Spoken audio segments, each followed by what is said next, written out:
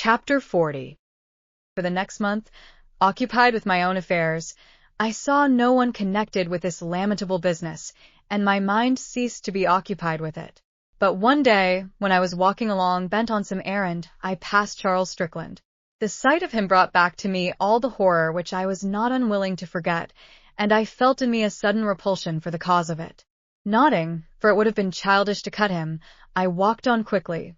But in a minute I felt a hand on my shoulder. "You're in a great hurry," he said cordially. It was characteristic of him to display geniality with anyone who showed a disinclination to meet him, and the coolness of my greeting can have left him in little doubt of that. I answered briefly. "I'll walk along with you," he said. "Why?" I asked. "For the pleasure of your society." I did not answer, and he walked by my side silently. We continued thus for perhaps a quarter of a mile. I began to feel a little ridiculous. At last we passed a stationer's, and it occurred to me that I might as well buy some paper. It would be an excuse to be rid of him. "I'm going in here," I said. "Goodbye. I'll wait for you." I shrugged my shoulders and went into the shop. I reflected that French paper was bad, and that, foiled of my purpose, I need not burden myself with a purchase that I did not need. I asked for something I knew could not be provided, and in a minute came out into the street. "Did you get what you wanted?" he asked. "No."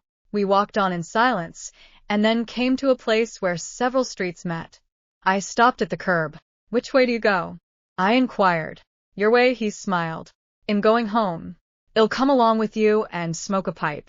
"You might wait for an invitation," I retorted frigidly. "I would if I thought there was any chance of getting one." "Do you see that wall in front of you?" I said, pointing. "Yes." "In that case, I should have thought you could see also that I don't want your company." I vaguely suspected it, I confess. I could not help a chuckle.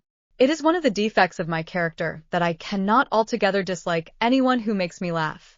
But I pull myself together. "I think you're detestable. You're the most loathsome beast that it's ever been my misfortune to meet. Why do you seek the society of someone who hates and despises you? My dear fellow, what the hell do you suppose I care what you think of me?" "Damn it all," I said more violently, because I had an inkling my motive was none too creditable. "I don't want to know you. Are you afraid I shall corrupt you?" His tone made me feel not a little ridiculous. I knew that he was looking at me sideways, with a sardonic smile. "I suppose you are hard up," I remarked insolently. "I should be a damned fool if I thought I had any chance of borrowing money from you.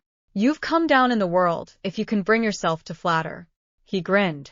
"You'll never really dislike me so long as I give you the opportunity to get off a good thing now and then." I had to bite my lip to prevent myself from laughing. What he said had a hateful truth in it, and another defect of my character is that I enjoy the company of those, however depraved, who can give me a Roland for my Oliver.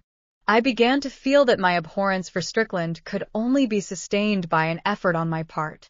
I recognized my moral weakness, but saw that my disapprobation had in it already something of a pose, and I knew that if I felt it, his own keen instinct had discovered it, too. He was certainly laughing at me up his sleeve.